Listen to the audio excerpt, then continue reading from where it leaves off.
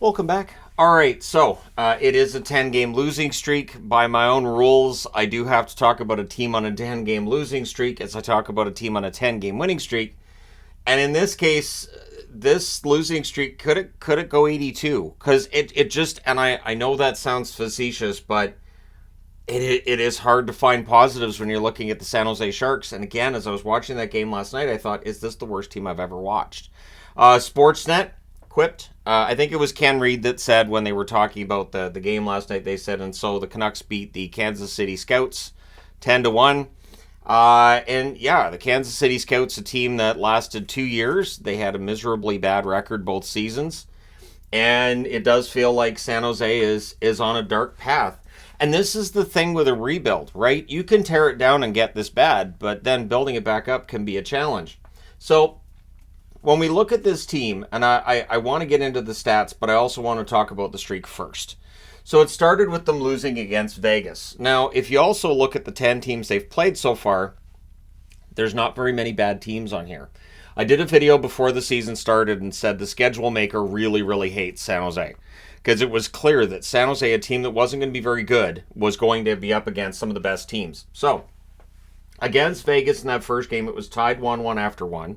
Zadina got the goal, but they lost 4-1. So, Vegas right now is 10-0-1.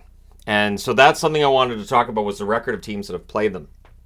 Then they played home against Colorado. It's a shootout loss, which is interesting, right? The 1 point they have is against Colorado. So they lose that one 2-1. They did score first. They led 1-0 after both the first and the second. And it was Bordelot that had the goal. So that was a game that was far more encouraging for San Jose fans than it had any right to be. Then again at home, they lose against Carolina 6-3. They scored first in that game. And again, it felt like, things kind of got out of control there. But for San Jose, maybe there's something to build on. Zetterlund, Zadina, and Eklund with the goals there. So you go from the 10-0-1 Vegas Golden Knights to the 7-2 Colorado Avalanche to the 6-5 Carolina Hurricanes. At this point, Carolina fans watching this would say, okay, so we have a losing record in if you don't include the games against San Jose? Yep. So then they lose at home against Boston. How rough is this for a homestand? Vegas, Colorado, Carolina, Boston. Right? So they lose that one 3-1. They were down 2-0 after the first. Duclair had the goal in that one. Boston currently sits at a 9-0-1 record. So 3 of the top 5 teams in the league are amongst those that defeat them early in the season to put them down to 0-3-1.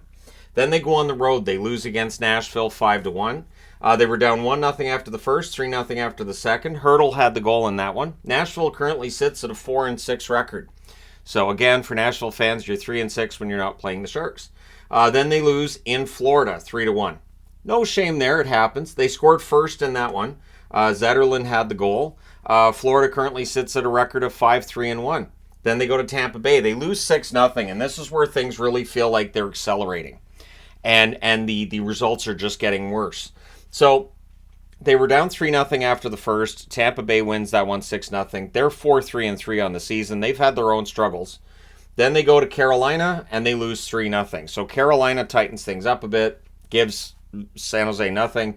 It was 2-0 for Carolina after the first. And again, Carolina at a 6-5 record. Then they lose in Washington. So remember, their road trip after this 4-game homestand against pretty tough opponents is in Nashville, Florida, Tampa Bay, Carolina, and Washington.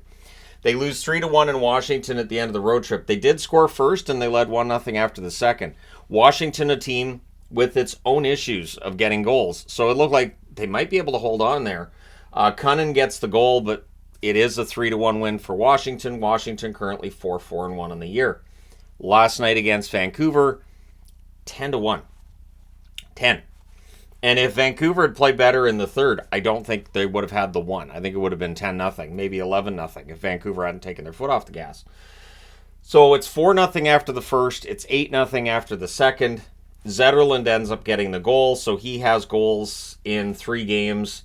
And they have goals in 8 games. They currently sit with 10 goals in 10 games. So Vancouver with a 7-2-1 record. Vancouver with one of the better records in the league. So Vancouver, Boston, Colorado, and Vegas, all teams that are in, I would say, the top 5, top 8 teams in the NHL so far this year. You have Carolina. There's 2 games there. Carolina expected to be a contender Florida coming off of a Stanley Cup final appearance. Tampa Bay won the Cup in 2020 and 2021. Again, these are not gimmies. So the schedule does get easier from here. They're at home against Pittsburgh. That's tomorrow.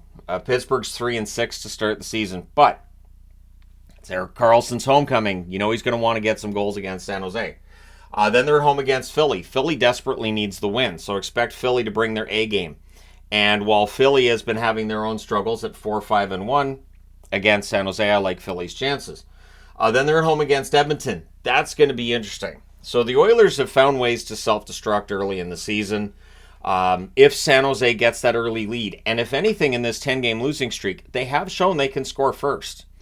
If they can score first against Edmonton, can happen. So over the next 3 games, there's an opportunity for San Jose to get their first win and at least get that 0 out of the win column. Then they're at Vegas. Vegas is 10-0-1. They're at Anaheim. Anaheim looks good. They actually legitimately look good this year. They're 6-4 to start the season. They've currently won 5 in a row at the time I'm recording this. Then they're at home against Florida, who they already lost against. And then they're at home against St. Louis. So the combined record of their next 7 opponents is 33-28-4. But remember, Vegas is 10-0-1. So you take that out, they're 23-28-3. The remaining 6 opponents. So if San Jose is going to get at least a couple of wins, so this isn't so ugly, they could get that over the next 7 games. Now, what they're doing is they're scoring at a 1 goal per game rate. They're allowing 4.4 goals per game. So to put it into perspective, the 92-93 Ottawa Senators, an expansion team, they win their first game and they lost the next 9 in regulation. By the end of the year, they were scoring 2.4 goals per game. They allowed 4.7 goals per game. Remember, it's 92-93. A lot of 40-50 goal scorers that year. Also in 92-93, the same San Jose Sharks. That was their second season. So the first season for San Jose was actually good. It was better than expected. The second season was really bad. They ended up with 11 wins that year. They started the season 1-9. They ended up with 2.6 goals for per game. They ended up 4.93 goals against per game, and goaltending was an issue. And we will talk about that. I am going to come back to this column. 2017-2018, the year that I talked about everything being wrong with the Arizona Coyotes. It's 6 years later. Everything's wrong with the San Jose Sharks. That will be the title of this video. The Coyotes were 0-9-1 to start the season, the same as San Jose. They ended up with 2.5 goals per game, and they allowed 3.06 goals against per game. Believe that was the year, too, that Doug McLean said Antti Raanta needs to make a save, and Raanta was injured at the time. So I don't know how you make a save from the press box, but Ranta's a pretty good goalie. He would figure it out. Now, one thing I wanted to highlight with San Jose that's very distracting when you watch a Sharks game is the amount of empty seats, and it feels like it's increasing. Last night's game, 10,719. That's paid attendance. I'm pretty sure that's paid attendance. So actual fans in attendance, I don't think it's that much. There were whole rows that were empty. And again, this is like, camera facing. And I do talk about this just because for San Jose, we knew it was going to be a rough year. But this is where rebuilds get tough. And this is where it's tough to sell an owner on a rebuild because they're going to lose money. It's a very rare occurrence where you see a team go through a rebuild where things are really, really bad and people still want to shell out money to watch the product. And it is a tough sell, right? You're asking people, okay, can you spend, let's just say it's $100. You spend $100 on a ticket, come on out and see us, to watch that crap? No. And with the results of these first 10 games, that's not going to help that attendance number go up.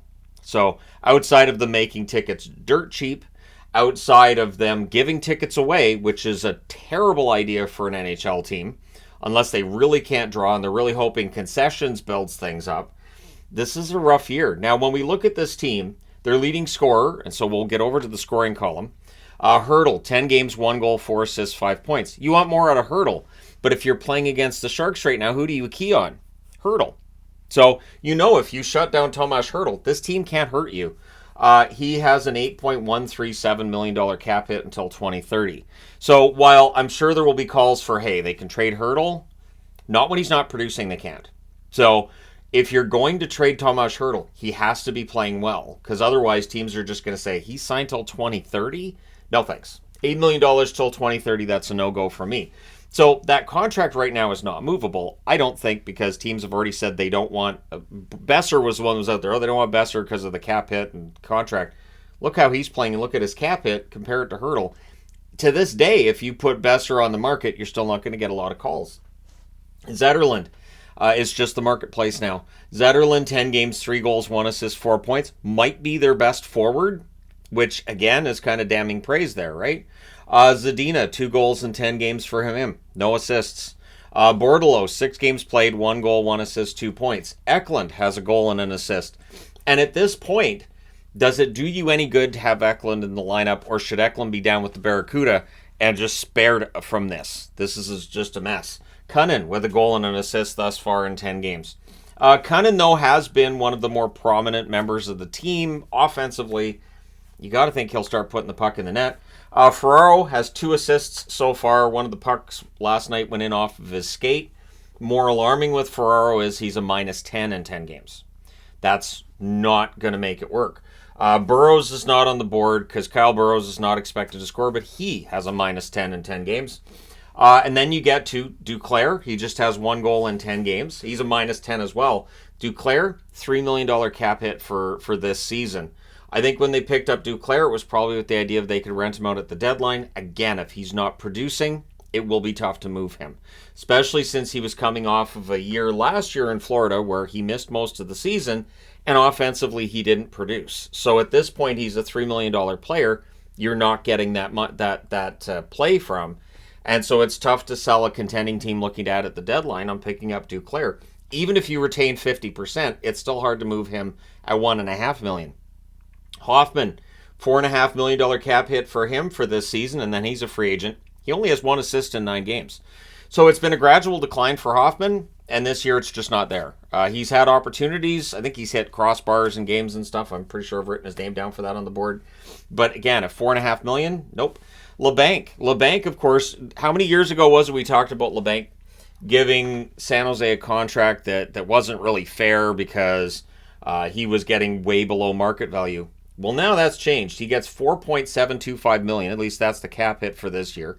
He's a free agent next summer. He has 1 assist in 7 games.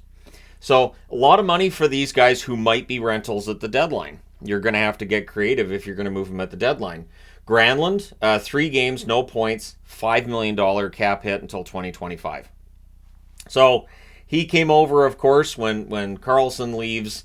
And yeah, it's not a great contract. It still has another year left. And Nico Sturm, 10 games from him, no points, and a -9 so far to start the season. And then you get into the goaltending. Now, early on, Blackwood looked like he was going to be fantastic, right? The game against Colorado being the example. Where Colorado, they get a point against Colorado because Blackwood saves like 80 billion shots. He's just all over the ice.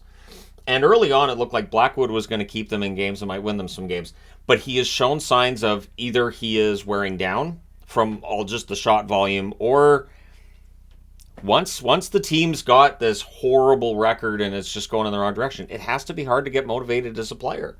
So Kakinen, .876 save percentage. He's in the final year of his contract, $2.75 million cap hit.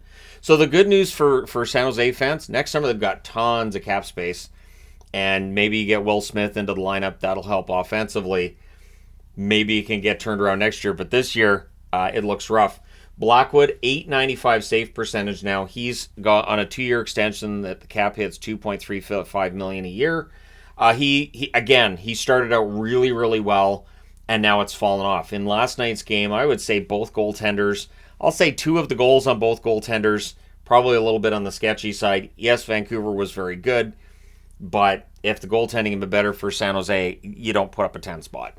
So it has to be frustrating. They also have Marc-Edouard Vlasic. He has no points. $7 million cap hit until 2026. And then there's Couture. So Couture, of course, on the injured reserve currently. And when he gets back, what do you expect from Couture? The reality is that Couture turns 35 in March. Couture also carries an $8 million cap hit until 2027. So in the event that Logan Couture comes out and says, I'm not all that happy with this situation, I don't know how you move the Couture contract. So that's something else to keep in mind. Now, Couture publicly has supported everything San Jose related. There's been nothing to say that Couture isn't happy. But when you see a start like this, and if you commit to the lineup and you keep seeing results like this, What do you want to do if you're a veteran? You want a chance to win a Stanley Cup.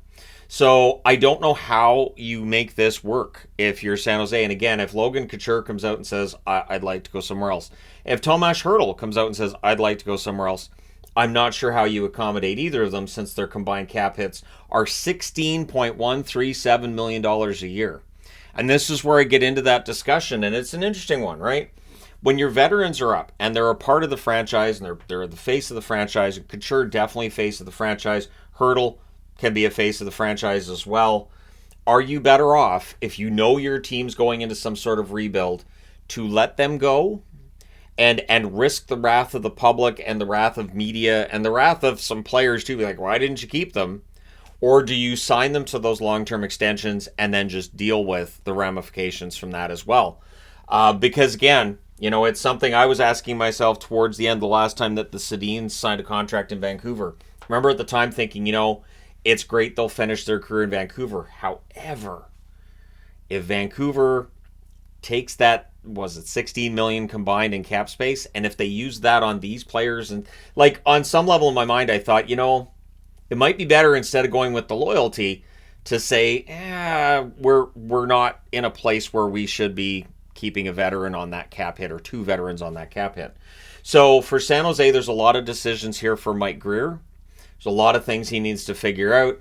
And at this point in time, it looks really, really ugly. And as I said, the other teams that have had similar starts to their seasons and looked really bad, keep in mind, one of these is an expansion team. One of them is a second-year expansion team. And the other one's the Coyotes, who are just having a nightmare start to the season. And once the Coyotes got out of that really bad start, their record at the end of the season wasn't nearly as bad as it otherwise would have been. So for San Jose, I don't have that optimism that once they start winning, that they'll be able to string together some wins and get their record together. But we'll see. Let me know your thoughts in the comment section below as always. Are the San Jose Sharks the worst team of the salary cap era? There's a question. Keeping in mind these three teams, two of the three are of course from 92-93, which is well before the salary cap era, and the other one 2017-2018, as I've already discussed. So is this the worst team of the salary cap era? Let me know your thoughts in the comment section below as always. Don't forget to hit like and subscribe if you're browsing your way through. You just happened upon this video.